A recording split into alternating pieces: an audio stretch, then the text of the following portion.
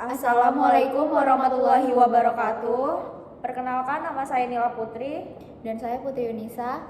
Kami akan mempresentasikan tugas Ekonomi mikro yang menjelaskan tentang pasar monopolistik. Pertama, saya akan menjelaskan tentang pengertian pasar monopolistik. Pasar monopolistik adalah salah satu jenis pasar persaingan tidak sempurna. Dalam pasar monopolistik, ada banyak penjual yang menawarkan dagangan serupa, tetapi produk yang dijual dibedakan dari sisi kualitas, bentuk, ukuran, dan karakteristiknya. Pasar monopolistik pada dasarnya merupakan sebuah pasar yang ada di antara dua pasar yang cukup ekstrim, yaitu pasar persaingan sempurna dan pasar monopoli. Oleh sebab itu, pasar monopolistik mengandung unsur-unsur atau sifat yang berasal dari pasar persaingan monopoli dan juga pasar persaingan sempurna. Dalam ciri-ciri pasar monopolistik ada banyak penjual atau produsen, diferensiasi produk, kebebasan produsen untuk masuk dan keluar pasar, persaingan produsen tidak berdasarkan pada harga dan harga cukup fleksibel, pengetahuan konsumen yang jauh, perkembangan teknologi dan inovasi yang terus berkembang. Dan contoh dari pasar monopolistik itu ada industri pasar, industri otomotif, industri fast food, industri pakaian, industri perawatan kecantikan, industri elektronik, dan industri game.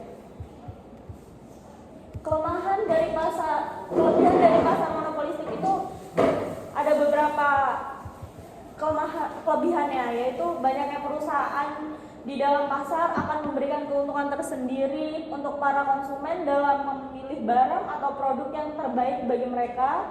Adanya kebebasan untuk keluar dan masuk untuk para produsen, terdapat diferensiasi produk yang bisa mendorong para konsumen untuk lebih teliti dalam memilih produk yang nantinya akan dibeli dan bisa membuat setiap konsumen itu merasa puas.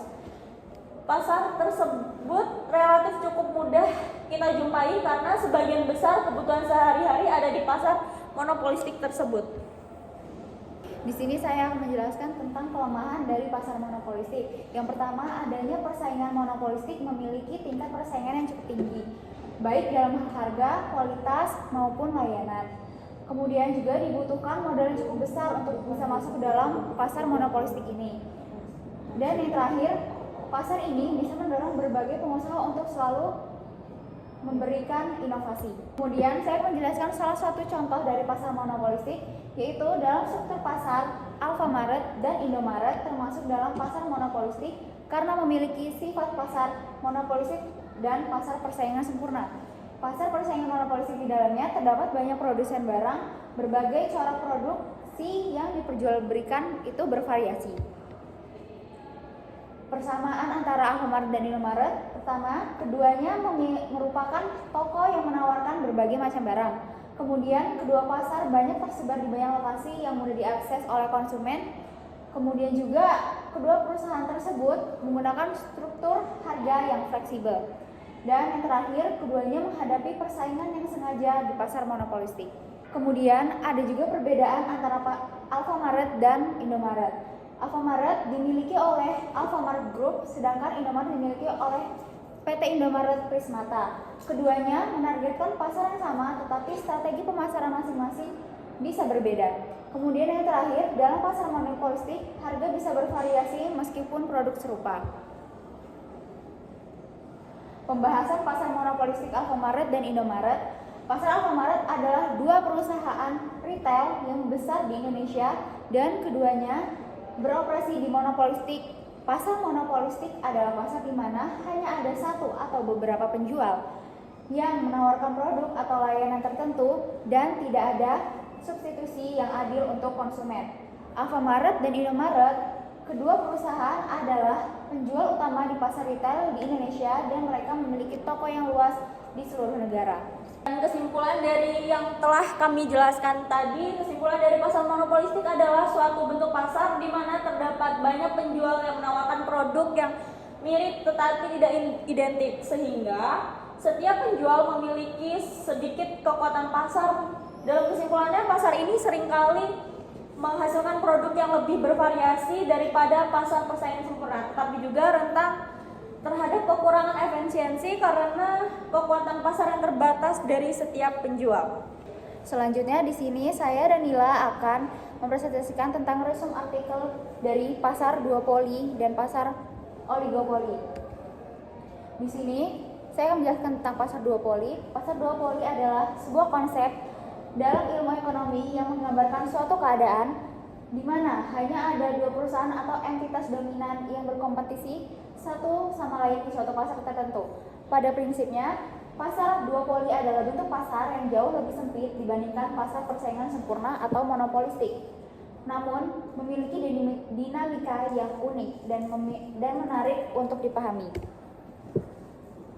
Ciri-ciri pasar duopoli. Pertama, di pasar duopoli terdapat dua penjual yang dominan menguasai sebagian pasar. Kedua, dalam pasar duopoli setiap perusahaan biasanya mempengaruhi keputusan harga satu sama lain. Yang ketiga, produk atau layanan yang ditawarkan oleh perusahaan dalam pasar duopoli seringkali mirip dan dapat saling menggantikan. Keempat, pasar duopoli biasanya memiliki hambatan masuk yang tinggi, yang membuat sulit bagi perusahaan baru untuk masuk dan bersaing. Kelima, perusahaan dalam pasar duopoli seringkali berkolaborasi atau membuat kesepakatan untuk mengendalikan harga dan membatasi persaingan dalam suatu praktek yang dikenal sebagai kolusi. Dari pasar duopoli dinamai ilmuwan Prancis Auguste Carnot yang mengembangkan pada abad ke-19 dalam model Carnot. Dua perusahaan bersaing dalam hal jumlah produksi. Mereka membuat keputusan produksi secara simultan dan berusaha memaksimalkan keuntungan mereka dengan menganggap produksi pesaing mereka tetap. Kemudian struktur pasar duopoli. Yang pertama, perlu diketahui bahwa struktur pasar duopoli, kedua perusahaan memiliki kontrol yang signifikan atas harga. Kemudian yang kedua, dalam duopoli, dua perusahaan terkait seringkali memiliki kekuatan yang cukup untuk mempengaruhi kondisi pasar secara keseluruhan. Yang ketiga, dalam duopoli, perusahaan-perusahaan ini cenderung menjadi pemimpin harga dalam pasar. Dan yang terakhir, penting untuk dicatat bahwa dalam struktur pasar duopoli, perusahaan-perusahaan ini dapat berkolusi untuk menetapkan harga dan output. Terakhir, penting untuk dicatat bahwa dalam struktur pasar duopoli, perusahaan-perusahaan ini dapat berkolusi untuk menetapkan harga dan output, atau mereka dapat bersaing satu sama lain. Kemudian karakteristik pasar duopoli. Yang pertama, adanya hambatan masuk yang tinggi. Yang kedua, ada skala ekonomi. Yang ketiga, saling ketergantungan. Yang keempat, ada kekuatan penetapan harga. Dan kelima, inovasi dan diferensiasi produk. Kelebihan dan kekurangan pasar duopoli. Di sini ada kelebihan pasar duopoli. Yang pertama adalah dalam pasar duopoli perusahaan memiliki kontrol yang lebih besar atas harga. Yang kedua, perusahaan dalam pasar duopoli seringkali memiliki keuntungan dalam hal ekonomi skala. Dan yang terakhir, pasar duopoli biasanya menghasilkan tingkat inovasi yang tinggi. Kemudian, untuk kekurangan pasar duopoli sendiri, yang pertama, mereka bisa berpotensi mengurangi persaingan yang sehat. Yang kedua, hambatan masuk yang tinggi dalam pasar duopoli dapat mencegah perusahaan baru masuk untuk berinovasi. Dan yang terakhir, perusahaan dalam pasar duopoli mungkin kurang merespon kebutuhan dan preferensi konsumen. Kemudian, ada pembahasan dari contoh pasar duopoli. Di sini dalam pasar duopoli sebagai contoh adalah Coca-Cola dan Pepsi. Dalam segi pasaran, Coca-Cola lebih unggul 43,3% dari Pepsi yang hanya 24,9% di Amerika Serikat. Kedua perusahaan menggunakan strategi pemasaran yang berbeda. Coca-Cola lebih fokus pada citra merek dan distribusi yang luas, sementara Pepsi lebih fokus pada harga yang lebih terjangkau dan kampanye iklan yang lebih inovatif. Dalam persaingan pasar duopoli, Coca-Cola memiliki keunggulan dalam distribusi, citra merek, kinerja keuangan, dan diversifikasi produk. Tetapi, Pepsi terus berupaya untuk mengejar ketertinggalan dengan strategi pemasaran yang lebih inovatif dan harga yang lebih terjangkau. Kesimpulan dari pasar duopoli ini adalah, dari pembahasan contoh pasar duopoli di atas, dapat diketahui bahwa Coca-Cola dan Pepsi merupakan produk yang homogen. Harga dari kedua produk tersebut juga tidak berbeda jauh. Coca-Cola dan Pepsi dikatakan sebagai pasar duopoli karena hanya ada dua produsen yang dominan dan bersaing untuk merebut perhatian konsumen dalam industri minuman berkarbonasi. Kedua perusahaan memiliki pangsa pasar yang signifikan. Saya akan menjelaskan tentang pasar oligopoli. Pasar oligopoli adalah jenis pasar dengan persaingan tidak sempurna, di mana pasar itu dikuasai oleh beberapa perusahaan tertentu. Umumnya, pasar oligopoli memiliki jumlah produsen dan konsumen yang tidak seimbang, di mana akan lebih banyak konsumennya. Ciri-ciri dari pasar oligopoli itu ada penjual bersifat homogen, ada 2 produsen atau lebih, memerlukan strategi marketingnya matang, harga saing relatif sama, dan sulit ditembus produsen yang baru. Jenis pasar oligopoli, ada pasar oligopoli terdiferensiasi, ada pasar oligopoli non-kolusi, ada pasar oligopoli homogen, dan pasar oligopoli ada kolusi. Kelebihan dan kekurangan dari pasar oligopoli. Kelebihan dari oligopoli adalah adanya pesaing yang cukup ketat bagi produsen untuk memberikan manfaat terbaik kepada para konsumen. Yang kedua, perkembangan produk dalam pasar oligopoli cukup pesat, meskipun cenderung menjual produk homogen. Namun di dalamnya Anda bisa menemukan berbagai merek yang berbeda. Dan kekurangan dari pasar oligopoli, produsen membutuhkan biaya serta strategi promosi yang cukup besar, serta terjadi perang banding harga antar produsen untuk memikat lebih banyak konsumen. Adanya pesaing ketat di dalam pasar membuat produsen yang baru sangat sulit untuk memasukkan dan mengikuti, bahkan bertahan di sana. Alasan contoh dari pasar oligopoli. Pasar telekomunikasi Indonesia memiliki struktur oligopoli dengan beberapa perusahaan besar yang dominan seperti Telkomsel dan XL.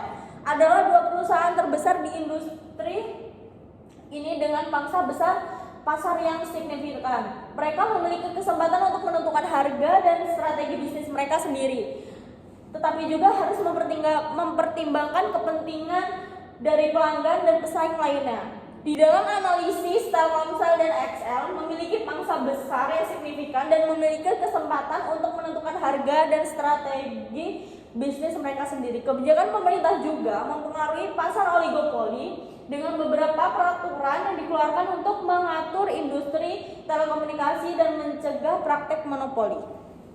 Kesimpulannya, Telkomsel dan XL dikatakan sebagai pasar oligopoli karena mereka beroperasi di sektor telekomunikasi dan memiliki pangsa pasar yang signifikan. Oligopoli adalah kondisi pasar di mana hanya beberapa perusahaan dominan yang menguasai pasar sehingga persaingannya menjadi ketat dan terbatas. Pada sedikit pemain, dampak dari pembentukan pasar oligopoli ini dapat mempengaruhi harga inovasi dan pelayanan dalam industri telekomunikasi. Sekian presentasi dari kami. Bila ada salah, kami mohon maaf. Kami ucapkan Wassalamualaikum warahmatullahi wabarakatuh.